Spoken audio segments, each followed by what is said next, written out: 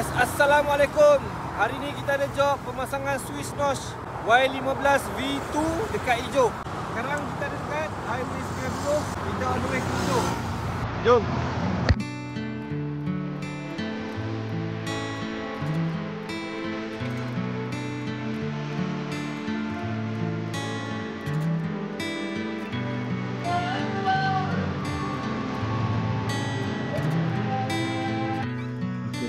Kita punya video pasang tak ada, so kita dah siap kat hijau.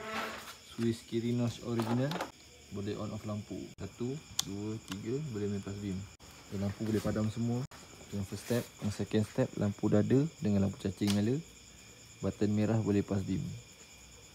Lepas tu third step, lampu rendah pun boleh main pass beam. Lampu tinggi, lampu rendah. Alright. Kat hijau ni motor baru keluar semalam. SMU baru keluar semalam 19 November. Hari ni 20 November. Yang berminat pasang WhatsApp dia jaga dengar.